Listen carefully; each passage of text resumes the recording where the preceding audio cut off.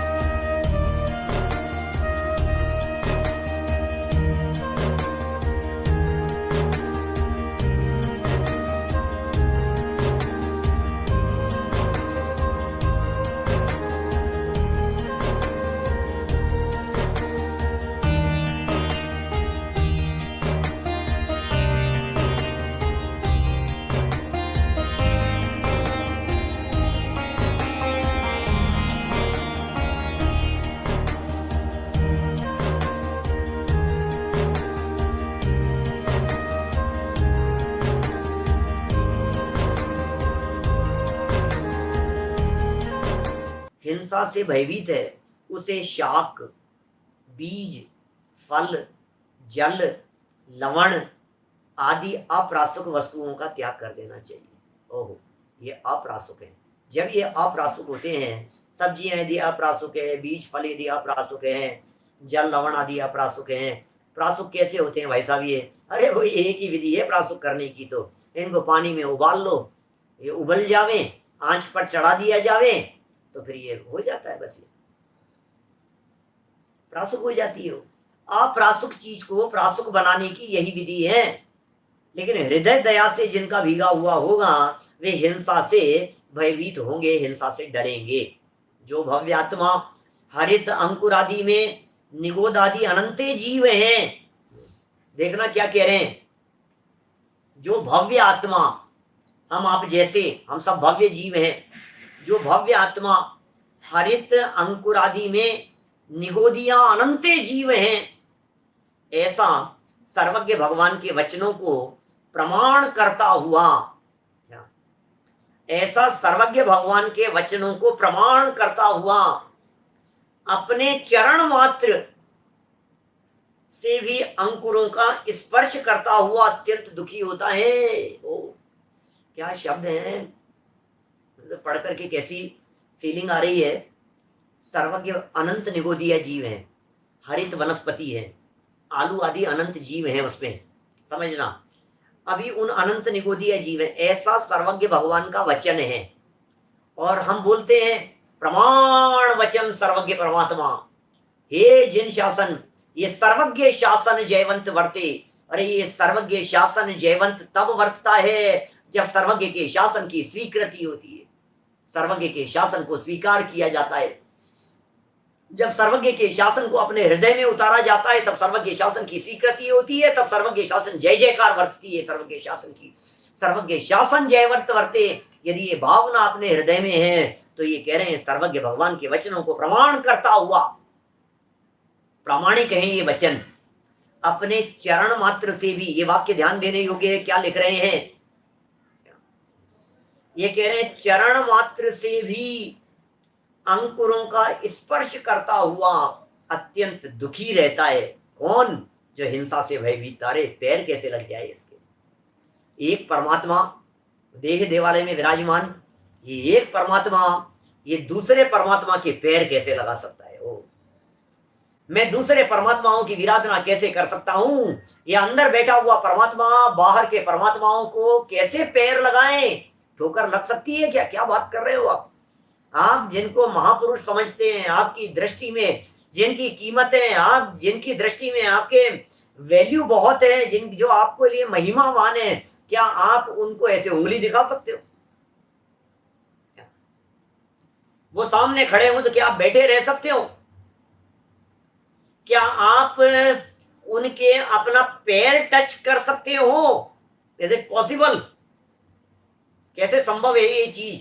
पैर के, अरे पैर लग गया, अरे भैया नहीं, पैर लग गया, कितना बड़ा अनर्थ हो गया, इनके पैर लग गया मेरा।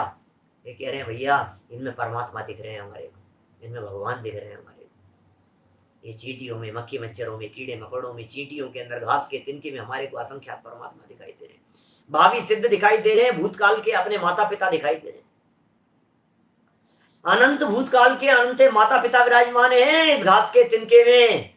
विचार करना जरा। मजबूरी की बात अलग है, भावना भावना भाना भावना भाना, मजबूरी में पैर रखना पड़ जाए, मजबूरी में चलना पड़ जाए, मैं उसकी बात नहीं कहता हूं, लेकिन भावना दिल में ये रखना कि कभी हमारा पांव इस सचित भूमि के ऊपर ना पड़े, कभी काटना नहीं पड़े। दिखा रहे हैं अभी, सुनो, चरण मात्र से भी अंकुरों का स्पर्श करता है जो जीव, जिस जीव ने चरण मात्र से अपने पैरों से उसका स्पर्श कर दिया है और अत्यंत दुखी रहता है, वे पुण्यशाली पुरुष उन्हें किस प्रकार भक्षण करेगा? खा कैसे सकता हूं मैं इसको? अभी देखो, अभी सच्चित त्याग प्रतिमा वाले की बात कर रहे हैं वास्तव में। तो क्या ये जो बात चल रही है, ये बात तो सच्चित त्याग प्रतिमा वाले की चल रही है। वो उसका भक्षण कैसे कर सकता है? अर्थात कदापि नहीं कर सकता। क्या कदापि उसका त्याग नहीं कर सकता है, मतलब सॉरी, कदापि उसका भक्षण नहीं कर सकता है। त्याग तो करेगा, भक्षण कैसे करे? मैं कैसे खाऊंगा ऐसा? कोई माँ अपने बच्चों को खा सकती है क्या? तो कैसी बात कर रहे हो? खाती हैं, मैं बताऊं आपको कौन खाती हैं? नागिन जैसी। क्या? भूख की वेदना के कारण ऐसा सुनते हैं। ये जो सर्पनियां होती हैं, इन सर्पनी के हजारों हजारों बच्चे एक साथ पैदा होते हैं, हजारों की संख्या में एक साथ पैदा होते हैं सर्पनी के। अब वो कुंडली मार करके उनको जन्म देती है। अब भूख की वेदना इतनी होती है कि सबको ग्रास कर जाती है, निगल जाती है वापस। और वो उसमें से हजारों हजारों की बात कर रहा हूं, और उसमें से वो जो कुंडली मार करके बैठी थी, और उसमें जो हजारों लाखों की संख्या में हो गए और उनको सबको खा गई। अब जो उसमें से कोई जो बच बचा करके निकल गए, उसकी वजह से संख्या इतनी है जगत में सांपों की।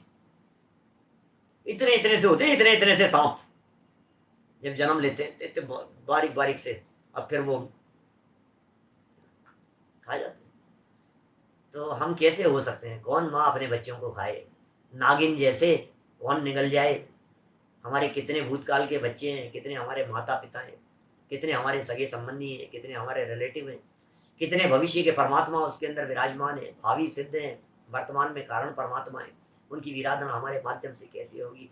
और इतना कहने पर भी यदि नहीं समझ में आ रही है, तो आगे हृदय को झकझोर देने वाला प्रकरण, ये आगे की 6 लाइनें 8 लाइनें जो आगे मैं पढ़ने वाला हूँ, हृदय को झकझोर करके रख दिया इन पंक्तियों ने। भगवती आराधना का एक प्रकरण उठा करके इन्होंने यहाँ रख दिया।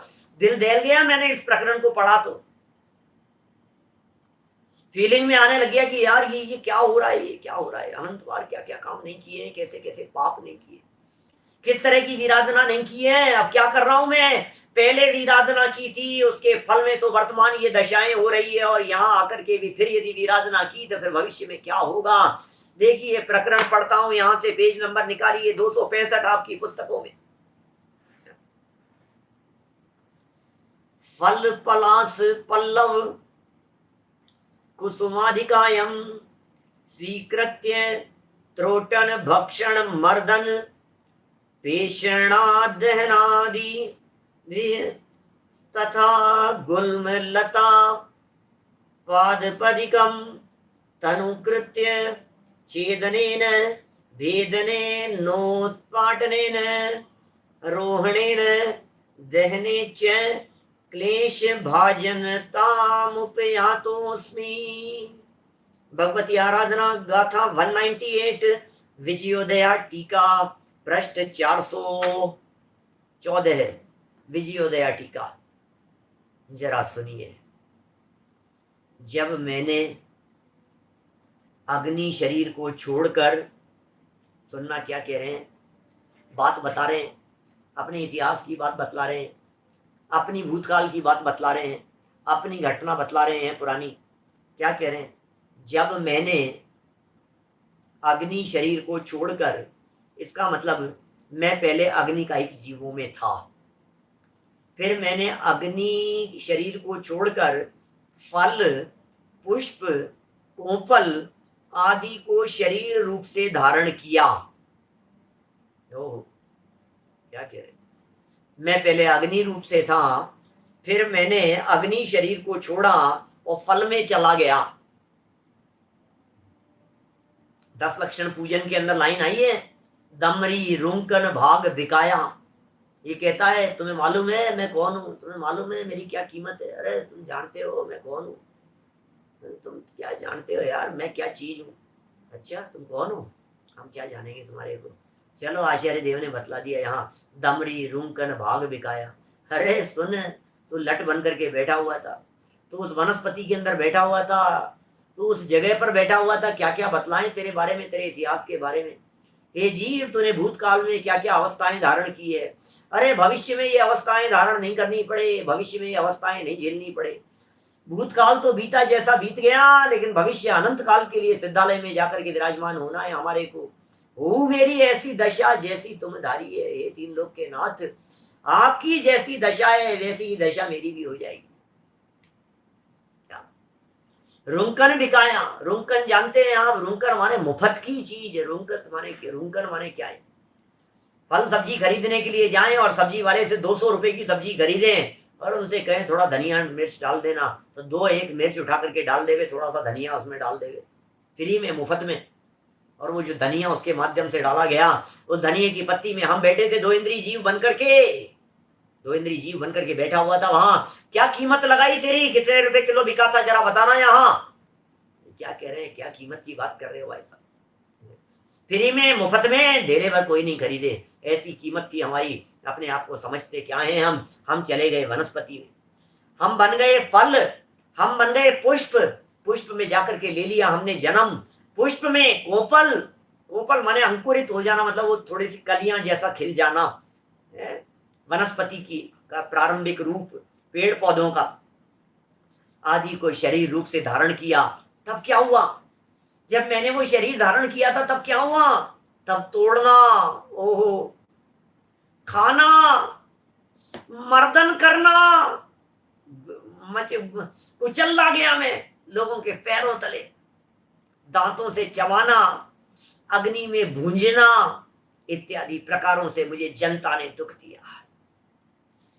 कौन कौन दुख उठा रहा है भैया? उन एकेंद्रीय जीवों के जरा दुखों को तो देखिए, कौन देखेगा उनके दुखों को? ये याद दिला रहे हैं, ये भूतकाल याद दिला रहे हैं, ये अतीत याद दिला रहे हैं। ये हमें कह रहे हैं अपने आप को देखना चाहिए, एक बार अपने आप को भूतकाल की दृष्टि से देखना चाहिए, अपने अतीत को देखना चाहिए।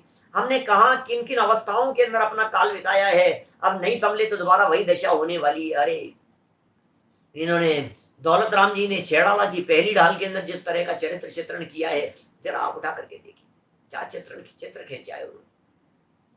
निबल पशुवती खाए भूर, कब हूं आप भयो बलहीन, सबलनी करी खायो अति दीन।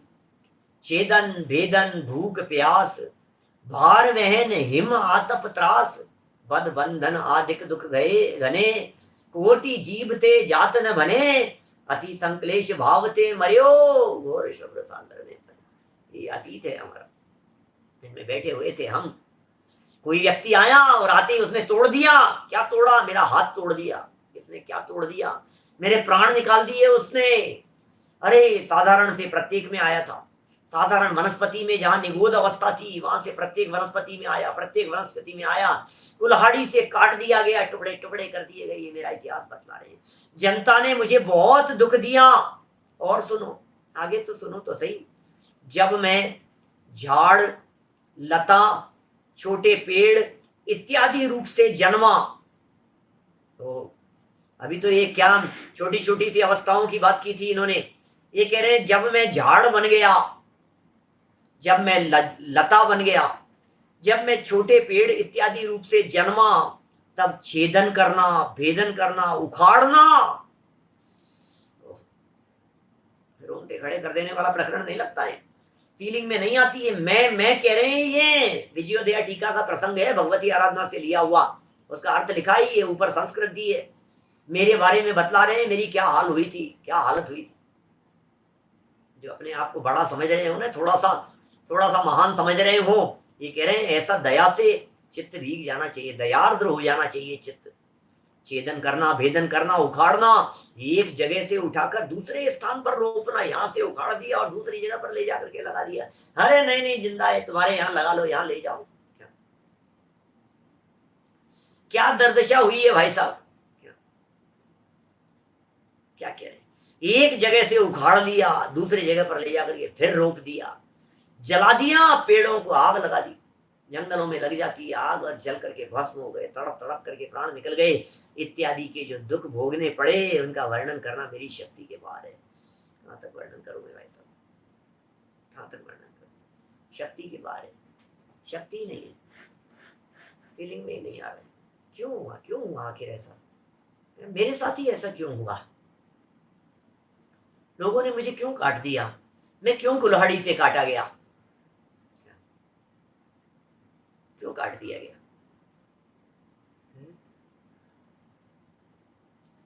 बहुत एक इंद्रिय में बीता, बहुत, अपने इतिहास की कथा सुन लो जरा, भजन की लाइन सुन लो एक, बहुत एक इंद्रिय में बीता, जहां पल पल दुख अनंता, जिन वाणी बोले चे। और फिर क्या हुआ, एक इंद्री में बीता, निकल जब त्रस में आया जी, रहा मन बिन निपटे अज्ञानी, जिन वाणी बोले चे। जिन वाणी बोलती है क्या क्या किया तुमने, क्यों हुई आखिर ये दशा, क्यों उठाने पड़े ये संकट, क्यों उठाने पड़े ये कष्ट। भूल गया अपने आप को, भूल गया भाई साहब, भूल गया, भूल गया। सोचना, जरा विचार करना, भूल गया अपने स्वरूप को, नहीं पहचाना अपने आप को, नहीं देखा अपने आप को, नहीं जाना अपने आप को, नहीं खोजा अपने आप को। जब देखा निजात्मा, नहीं देखा यदि अपने चैतन्य तत्व को तो क्या होना था, उसका वर्णन करने में शक्ति के बाहर है। कहां तक वर्णन करें भाई साहब, देखो देखो जीव की विराधना का फल। इस प्रकार से टूटे हुए पत्र, फल, पुष्प, बेल, लता वगैरह तथा अंकुरों में जीव होते हैं, ये बात जैनाचार्यों ने अनेक ग्रंथों में स्वीकार की है। यहाँ तो ये बतलाना चाह रहे थे, इन सारी पंक्तियों के आधार पर, इन सारी बातों के आधार पर ये बतलाना चाह रहे थे कि जैनाचार्यों ने क्या लिखा है, हमारी कैसी दुर्दशा हुई है। चलो कोई बात नहीं, बढ़े आगे। हो गई दुर्दशा, कब तक देखेंगे, चित्त हिल जाना चाहिए, दया हृदय में होनी चाहिए भाई साहब। दिखाने के लिए नहीं होती है, प्रदर्शन के लिए नहीं होती है। दया किसी के कहने की मोहताज नहीं होती है। दया नौकरी से नहीं होती है, नौकरों में दया नहीं होती है, सर्वेंट में दया नहीं होती है। करुणा आपके हृदय में होगी। धम्मो दया विशुद्धो, दया से विशुद्ध होता है तो धर्म होता है, दया से विशुद्ध होता है तो धर्म होता है। धर्म पालन करने के लिए दया जरूरी है। अपने आप को जीव स्वीकार कीजिए, अपने आप को चेतन मानिए। देखो क्या कह रहे हैं, पढ़ता हूं आगे, थोड़ा सा और प्रकरण पढ़ देता हूं, देखिए, पढ़े। हरित रम रही पुष्प फलैश्चाकीर्ण मंगणम, सम्राची करतेषां परीक्षायै स्ववेश्मनि, तेष्वव्रता विना संगात् प्रावीक्षन् नृप मंदिरम, तानेकतः समुत्सार्य शेषानाह वैयत प्रभु। ते तु स्वव्रत सिद्ध्यर्थ मीयमाना महान्वया, नैषु प्रवेशनं तावद्यावदार्द्रांकुरापथि। आदि पुराण 38वां पर्व है, अध्याय है, उसका 11, 12, 13 नंबर का श्लोक है। और ये कल जो अपन ने श्लोक पढ़े थे ना, ये उसी के पहले वाले श्लोक हैं। प्रसंग वही है, भरत जी ने परीक्षा करने के लिए हरित घास वगैरह लगा दी और उनको बुलाया। ये प्रसंग चल रहा है, जरा देखिए, सुनाते हैं यहाँ से क्या लिखते हैं भरत जी। आदि पुराण में लिखा है, इधर राजा भरत ने उन सबकी परीक्षा करने के लिए अपने घर में आंगन को हरे अंकुरे, पुष्प और फलों से खूब भर दिया। किसने? राजा भरत ने। जो लोग अव्रती थे वे बिना कुछ सोच विचार किए उन्हीं हरे अंकुरों पर होकर राजा के महल में घुस गए। कौन लोग? जो अविरती थे। भरत जी का प्रसंग है। परंतु भरत ने उन सबको एक और निकालकर जो लोग नहीं आए थे, बाहर खड़े थे, उन्हें बुलाया। जो लोग नहीं आए उनको बुलाया। परंतु बड़े बड़े कुलों में उत्पन्न हुए और अपनी व्रतों की सिद्धि की पूर्ण रूप से चेष्टा करते हुए उन लोगों ने जब तक मार्ग में हरे अंकुर रहे तब तक प्रवेश करने की इच्छा नहीं की। नहीं महाराज, हम नहीं आएंगे। नहीं महाराज, हम नहीं आएंगे। ऐसा प्रश्न सामने उठता है, क्या भरत जी ने ऐसी हरी घास लगा करके पाप नहीं किया? नहीं किया। चतुर्थ गुणस्थान की भूमिका में संभव है। चतुर्थ गुणस्थान की भूमिका में आप हरी घास लगाने की बात कर रहे हैं। चतुर्थ गुणस्थान की भूमिका में हमारे महाराजा ऋषभदेव स्वामी ने राज्य पद की अवस्था में खेती करने का उपदेश दिया, खेती करना सिखाया जगत के जीवों को। ये सिखाया कि आप खेती कर सकते हैं। इसका मतलब चौथे गुणस्थान वर्ती, क्षायिक सम्यक दृष्टि, तद्भव मोक्षगामी, तीर्थंकर बनने वाले, तीर्थंकर प्रकृति की सत्ता वाले, वे खेती करने का उपदेश दे सकते हैं। ऋषभदेव, राजा ऋषभदेव। तो भरत जी यदि घास की बात कर रहे हैं तो इसमें कौन से आश्चर्य की बात है? व्रती थोड़ी नहीं। ये तो सचित्त त्याग प्रतिमा वाले का प्रकरण चल रहा है एक प्रकार से। जिसके हृदय में बहुत ज्यादा करुणा का परिणाम है, होगा उनके हृदय में अभी करुणा का परिणाम अभी भरत जी के हृदय में, और थोड़े समय बाद में दीक्षा ले लेंगे, और दीक्षा ले लेंगे फिर ऐसी करुणा होगी, फिर जगत के जीवों के प्रति क्या, अपने प्रति, और फिर क्या होगा? फिर जाएंगे ऊपर। समझ में आ रही है बात? सिद्धालय में जाकर के विराजमान हो जाएंगे। देखिए क्या कह रहे हैं यहाँ पर।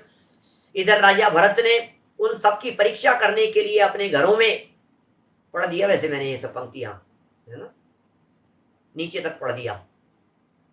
जो बाहर खड़े थे उन्हें बुलाया, परंतु बड़े बड़े कुलों में उत्पन्न हुए और अपनी व्रतों की सिद्धि की पूर्ण रूप से चेष्टा करते हुए उन लोगों ने जब तक मार्ग में हरे अंकुर रहे तब तक प्रवेश करने की इच्छा नहीं की। इसका मतलब उन लोगों ने मना कर दिया कि नहीं साहब, जब तक ये हरे अंकुर रहेंगे, हरियाली रहेगी, ग्रीनरी रहेगी, घास रहेगी, तब तक हम उसके ऊपर कदम रख करके आपके यहाँ नहीं आएंगे, हम नहीं आ पाएंगे। यह कथन आदि पुराण के 38वें पर्व का है कि भरत चक्रवर्ती ने आंगन में हरित काय फैला दी। उस समय दयावान पुरुष नहीं आए थे, इसे ही स्पष्ट किया गया है।